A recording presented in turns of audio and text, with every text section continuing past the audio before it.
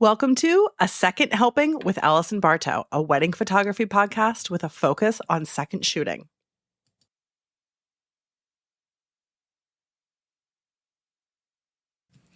On this week's episode, we have a really sweet couple who are shy and don't like to be the center of attention. We have a ceremony pergola that did a number with light and shadow on the bride's face. We have a groom who put together the ceremony centerpieces. And we have some unfortunate t-shirt tan lines for the bride and a bridesmaid. So tune in.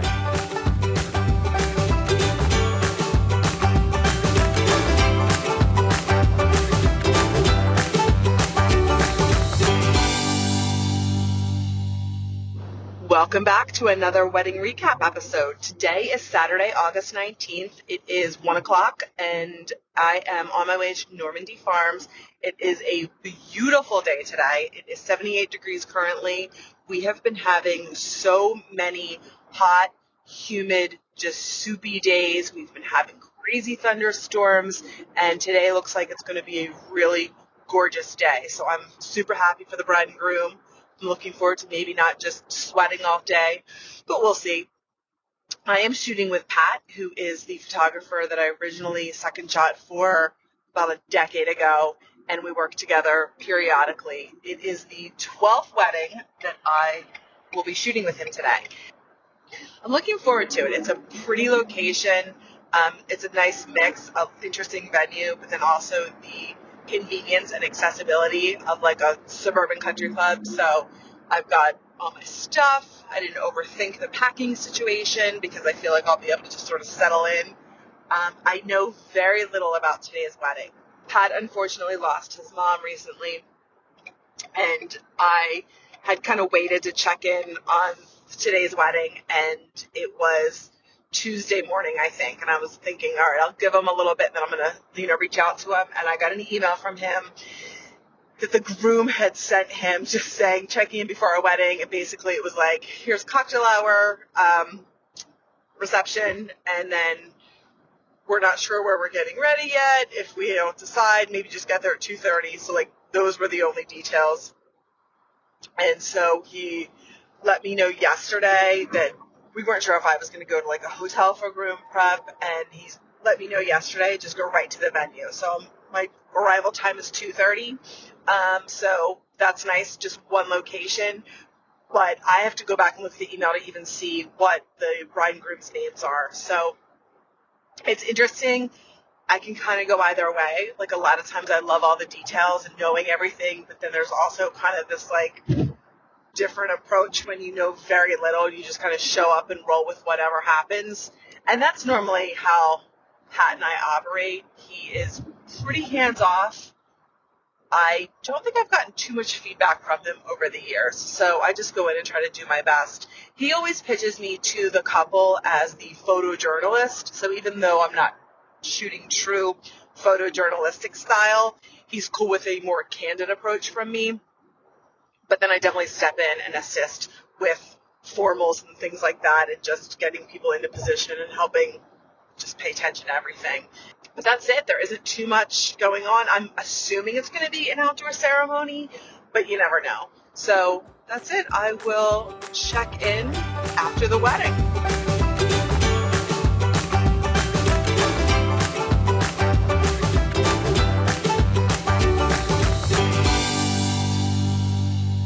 Okay, it is 11:40. I'm on 76 on my way home. I got to the venue about 45 minutes before our start time.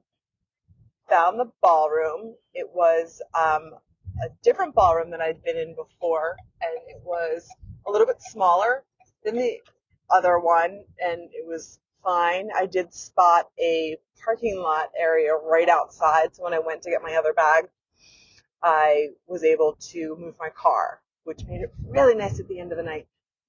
Met up with Pat, and then we went up to the bride's room, and he had told me that they were both pretty shy and don't like having their picture taken. So for some reason, I just pictured her being like super demure, but she wasn't. She was very nice, pretty, photogenic, she just wasn't very like bubbly and extroverted.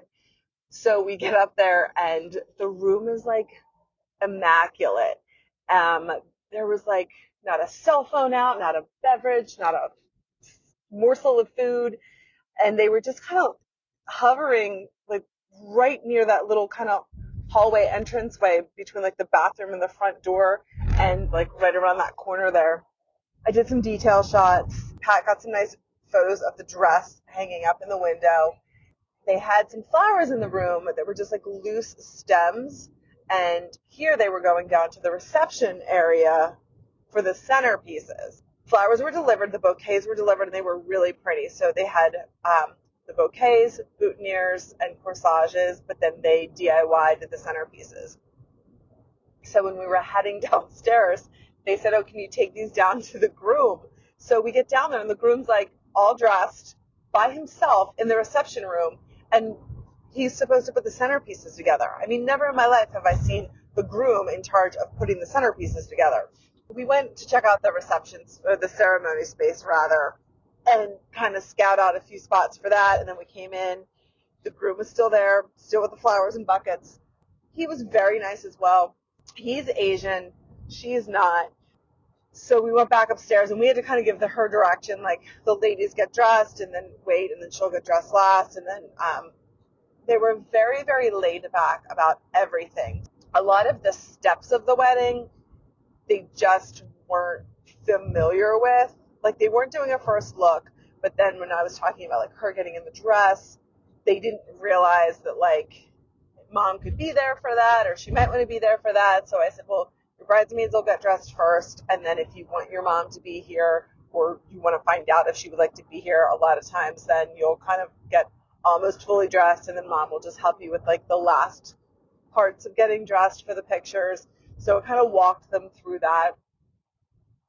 And there was something, so I said, "Oh, are any of you ladies married?" So none of the three bridesmaids were married. So that's always hard because when you're the first person in the group getting married, people don't really have the experience. I don't know if any of them had ever been bridesmaids before. They were all very lovely ladies, very nice. So you just want to, kind of help them along. The one bridesmaid did such a nice job just steaming everybody's dresses. She was in the bathroom the whole time. I just kept hearing the steamer running. So then I went down to get groom's photos, and the groom was in there, and he was cutting the flower stems like most people would do, but so that the head just sat on the very top of like the beer bottle. And a florist would cut them so that they had like a little bit of stem sticking out and a little bit of height coming out of there. But it was fine. They're not going to get in anyone's line of sight. So I took the groom and his three groomsmen outside to get some photos, and they were all very nice. All of the guys were very quiet. And the one guy, I mean, never in my life have I seen a groomsman in a suit that looked like he pulled it out of like a pillowcase or something smaller. It was so wrinkled. I don't understand, because I mean, like suits are just never like they come hanging up, they transfer places hanging up. They're always on a hanger. I have no idea what was going on. It was the craziest thing I've ever seen. I mean, I guess not the craziest thing, but it was shocking to say the least. Got their photos, got some groomsmen shots, groom portraits, and then we went back. I met Pat and the ladies out front. They were getting portraits up there. Her parents were very nice. Her dad was funny. And one of the things that I make sure to do is ask people if they have a preferred side. And I try to say it in a way that's not like, what's your preferred side? I just ask, do you have a preferred side? A lot of people don't, but the people that do, they do have a side that they like. And I've seen people like caught up in the moment and like partway through the day all of a sudden say something like, "Oh no, I don't like this side of my face." So I always just try to ask ahead of time so that you're aware of it and I can make sure I'm positioning people. When Pat was doing the portraits, I looked over and the bride was on the one side and she had this really pretty like hair accessory, jeweled accessory, pulling back one side of her hair. And then she had like these really cool earrings. She had a lot of ear jewelry on that was really pretty. So I confirmed with her that she didn't have a preferred side, but we agreed that we should have that jeweled side facing out. So that was good. So then like the rest of the day, we made sure that that was like visible. And we did a couple of portraits of her and went inside. The venue coordinator guy, Marco, was very nice. And he said, told us where the bridal suite was. And so I dropped something off and I went up. There was a full on, it looked like it was recently remodeled bridal suite. Like countertops, stools, lighting, this long bar with all nice big mirrors, really nice lighting, adjustable dimmer switches for everything, cheese plate, fruit, crackers, an entire stacked mini fridge, soft drinks. There was an entire big galvanized tub filled with ice, champagne, wine, I don't even know what else.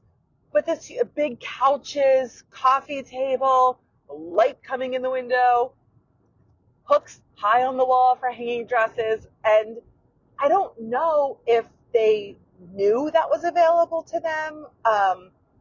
I don't know if they opted not to go there, but I mean, you're paying for it. And it was like such a nice lounge area. So that was shocking to me. And her bouquet was really beautiful. It had succulents in it. But again, there were like daylilies, like the big orange lilies, which I hate because those petals, you touch one and they just like fall off. And then it's got like a hole in it. But I think it hung in there. I was just clearly shocked that the bridal suite was seemingly unknown to them. And they hadn't really, I don't know if they did a rehearsal or not, but they really didn't know how they were like walking out or anything. So they were deciding that at the last minute. And it's fine. They were laid back, but like super laid back. And so we went outside. I mean, just gorgeous day for the ceremony. It was really nice out, not humid. I don't know how they lucked out. I mean, it's been horribly humid every day for what feels like just months, but it was very nice. There was at the ceremony a little bit, they were in front of a pergola. In normal situations, I love a pergola. I do not love a pergola for ceremonies because then you just have shadows and bright light, like the hot spots on her face. So it was like cutting across, like her eyes were overexposed and her face was, the lower half was in shadow. And then the officiant didn't move them together. So the majority of their vows were said with them, they had to have been 6 feet apart, easily 6 feet apart. So you couldn't even get them like in the same frame practically. Pat at one point, Pat is unlike any other photographer that I work with. Like he was telling them during the ceremony, like move together. Like he gets offended by a lot of stuff. He did a lot of correcting people, putting people in their place today, literally and figuratively. So those were probably the two toughest parts during the ceremony, the space between them and then the light. And so the ceremony was very short, which we knew. And then it was very confusing. They hadn't thought too much about family photos afterwards. And so we had talked about it briefly beforehand. And the groom was asking like where we would do them. So we said, normally they're just done right there, right at the ceremony site. So we had like 2 locations. So they finished the ceremony, bridal party walks out, they hand them a glass of champagne, and then they just stopped. And then nobody left. And so we were standing there, and I was very confused. And so I was like, I said, why don't you guys move over? Let's move over to this side here so that the guests, when they leave, we'll just exit to cocktail hour because if we're here, it looks like you're doing a receiving line. So they moved over. None of the guests left. No one told the guests to leave. So I've never seen that happen before. So they're just all sitting there. And so I went over and I asked like the coordinator. He was like, yeah, I think they just want to do photos with like, like everybody, essentially everybody. And I was like, oh gosh. So I told Pat, he walked over and just took the microphone from the musicians and walked up to the front and started telling people like, family, come up, making announcements. And I looked at the musicians who ended up being very, very cool, but they were just like jaws hanging open. And I was like, I'll get that microphone back for you. And I said, and for the record, it was like nobody touches his cameras. So the DJs and I had a good laugh about that. I got their microphone back. Nobody really left. So we brought the bridal party back in and got them up at the front to start taking portraits. And we were calling out for family members. And then the groom said he wanted to do like cousins. So we were looking out at this audience saying, our cousins come up. And people, like, it took, without exaggeration, 10 minutes to get the cousins that were there to get up and come forward. Like, they were there, they could hear us, but they weren't coming up.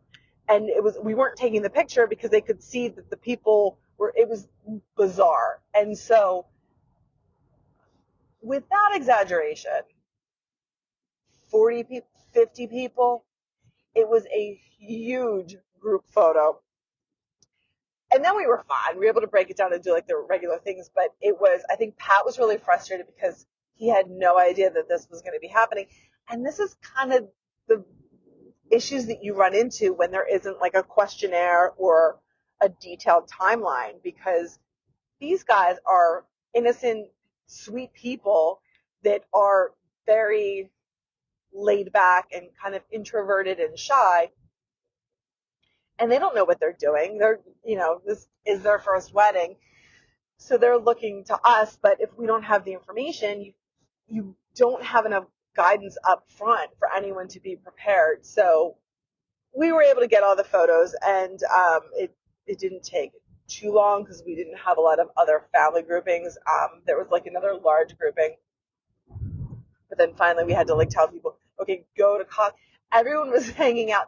And the other thing was we had a lot of Uncle Bob's. We had a lot of, but it was more like Aunt Mary's, just with their cell phones trying to take pictures of the groups. And for anyone that might be listening who isn't a photographer, the problem isn't that we can't take a photograph when someone's there taking a cell phone picture.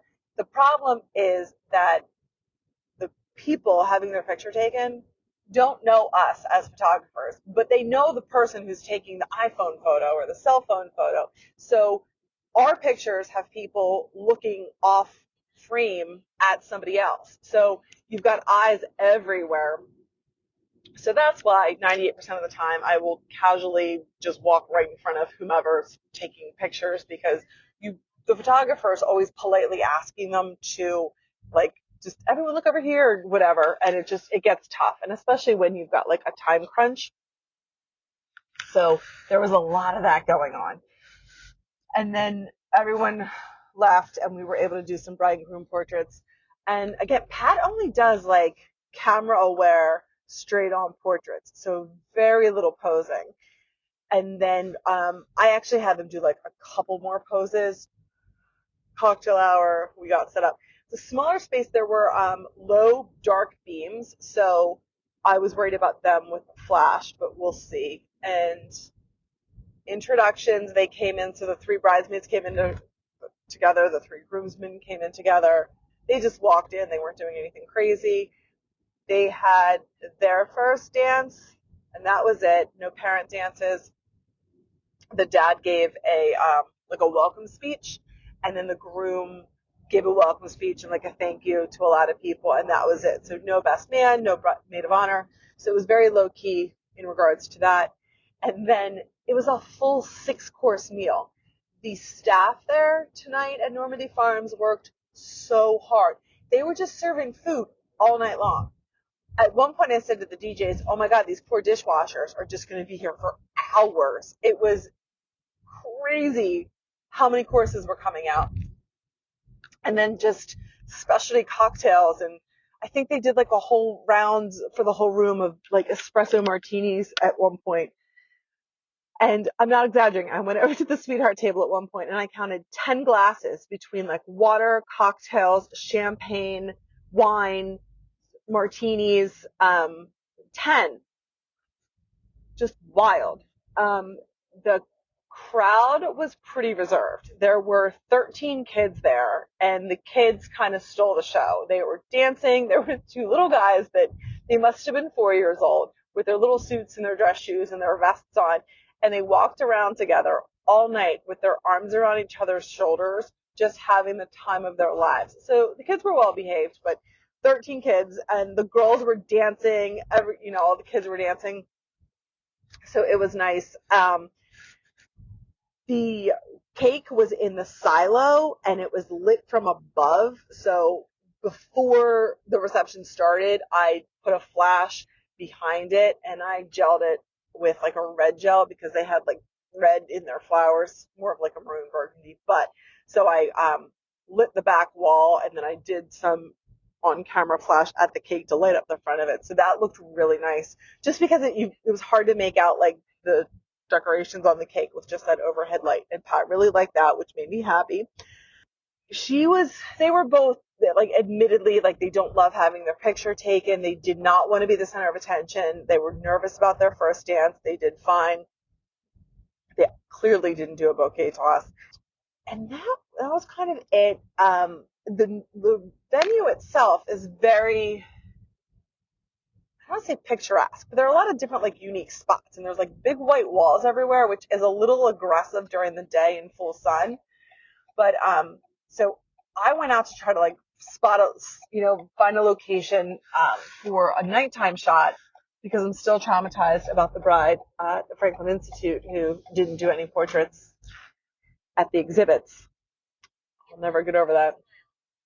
So I went outside and I walked right around the corner and I realized we were in the silo ballroom, but there were these 3 huge silos. So I figured out a shot that I wanted to do. And so I showed Pat what I was thinking. He was all for it. So we got them. Later on in the night, I was like, I'm going to go like set up for this and I'll get the lights set up for you for what I'm thinking. And Pat was like, you know what? Why don't you do it? You've got an idea, like go with it. So that was really nice because I was just going to try to like set up things for him. So I had a light, I gelled it blue and had that going up the silo. And then there was a wall. So we were on the other side of the wall. So the flash was between the wall and the silo. And then we were on the other side of the wall. It's a terrible description. And the bride and groom, then we lit them with the Stella continuous light. So they were lit and then the big silo behind them was lit. And so we did a few like that. And then I had the groom take a flash and point it at the wall. So we were able to get some silhouettes of them. So those came out really nice. And I did show them the back of the camera. I firmly believe in only showing people the back of the camera like a couple of times during the night or the day. And it's typically when I'm asking them to do something and I just want them to see like, hey, this is what we were going for because they're a little bit buzzed at this point. Sometimes people are like pictured out and I have them outside and I'm pointing a light at them and they have no idea what's happening. And so I showed them the back of the camera. They're like, oh, cool. So then they get it. And the other thing was all of these courses, nobody was dancing. And so at one point then I asked her, I was like, can I borrow your ring? I just want to get a few more shots of it. So I took her ring and none of the bouquets were around. So I went up to the bridal suite and the bouquets were up there. So I took a mirror and some lights and I was just kind of messing around trying to get some nice macro shots of her ring. I didn't get what I was going for, so I'm going to have to practice that. But I did get one of the things I wanted to do. But I could tell earlier when I took her ring and I was in the same room as her, she was nervous. So I like made sure to hand that back to her.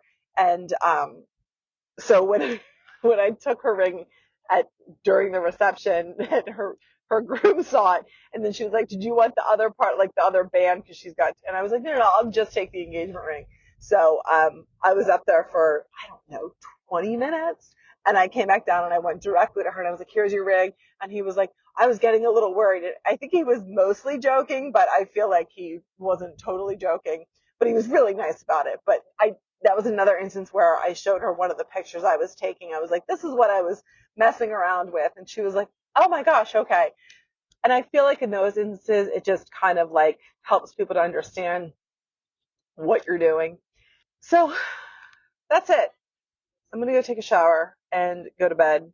I will check back in tomorrow after I've remembered other stuff.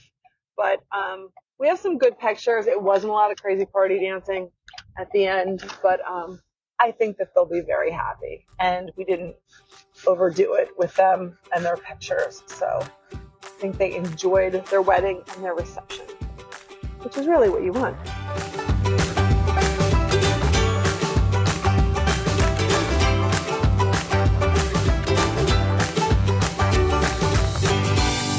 So I've downloaded and reviewed the photos. I ended with 1,440 photos, which over an 8.5-hour day yielded 169 per hour.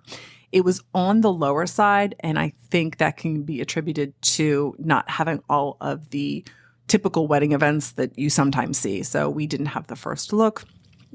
We didn't have parent dances. We didn't have speeches. We had very minimal prep activities. And so everything kind of contributed to just not as many photos. Things that went really well. I really like some of the post-ceremony candid pictures of the bride that I got. So she doesn't like being the center of attention. So I feel like there was just a lot of relief and happiness when she was completed with the ceremony part. And she was standing and backlit and her flowers and just really pretty and just some natural expressions. And I really, really liked those. Additionally, I did the gelled lit shots of the cake, and Pat really liked those. I liked how they came out, so I was happy about that. Introduction photos went okay to good. I did some reflection shots that came out nicely with the mirror, and Pat also liked those, so that's good. There were some fun dancing photos. There were, a lot of kids there, and they were having a blast. So those were some of the nice dancing photos. The adults weren't as into dancing. They weren't as wild. So it's more focused on the kids. And then the creative nighttime shots, those came out nicely too, with the lit silos and then the still a continuous light and doing the silhouette. So I was happy with those. The couple liked them. Pat was happy. So that made me very happy. Things that were challenging or didn't go as well. The pergola. The pergola just, she's got like zebra stripes. She's got a hot forehead and eyes. She's got a nose in shadow. She's got a hot chin and then like stripes down her body. So that's going to be tough for Pat to edit. And then we had tan lines. This is the first I've seen shirt tan lines. So I don't know. One of the bridesmaids had a shirt tan line as well. I don't know if it reminded me of like a baseball game tan line where people are just sitting out in the sun for too long. But she had like a cap sleeve. So you had like the cap sleeve and then like a V-neck of color and then white. So that's going to be tough. I don't know what Pat's going to do. I don't know what you do in that situation because it's a lot to like fix everyone. And again, I've seen like bathing suit straps, which are bad enough, but this was a tough one. And what else did I have that I didn't love? Cake cutting photos. They started out okay, and then they ended up a little bit underexposed. They were just in that silo room, which is like a black hole. And I don't love shoes. I think shooting a tiny ring with big shoes, I just don't have a great setup for that. And the bride didn't bring her invitation suite, so I didn't really have the materials I would normally use for a flat lay. And it's not that I love flat lays, but you normally have like small, medium, and large pieces to work with. And in this case, I just had chunky shoes, rings, a dark wooden ring box, and I was working on a patterned upholstered hotel chair. Partway through, the flowers showed up, so that gave me at least some softness and some additional layers to work with. But I just wasn't in love with shoes. They feel contrived. It just never is like the best part of the details. So I focused on the ring a lot. And then the reception room, I didn't love the reception room. It is like a Tudor style. So it's got the white ceiling with the dark wood beams and then the wood beams that cut through the room. Not through the room, but like above heads. So it feels heavy to me and then brighter above. So it's just, I don't love it. The beams were all wrapped in lights, which it's like, okay, but it got a little bit busy. Like I love a lit chandelier, which they were, but then also just like, it just starts to feel like Christmas lights wrapped around the beams. So, that it wasn't my favorite. I did do the mirrored shot so that I was able to like double the reflection of the lights and crop out the ceiling. So I feel like that provided a more balanced photo. So Pat did like some of those, as I mentioned. So that was good. And additionally, I did some creative ring shots during the reception, and I had something in mind that I just didn't nail. I got some shots that are good that Pat will probably use. And I showed one to the bride just to let them know why I had borrowed her ring. And they liked them. But the one I was going for, I just didn't get. So I'm going to work on that. And then the other challenge is Pat's really, really conversational. He is like cocktail party conversational with the wedding party and the parents. And that's not my style or approach. So it can be a little bit much for me. And then I find myself just trying to like steer the conversation back towards the bride and the groom and their family and friends that are there. So that sometimes throws me a little bit. But that's his style, and that's, it works for him. So that is everything.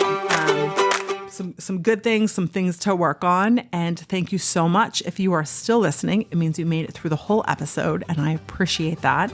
And if you don't mind, I would love you to give us an honest rating and review on whatever platform you're listening to this podcast. Thank you. Let's pack a bag and follow the sun. Kick off our shoes and have some fun.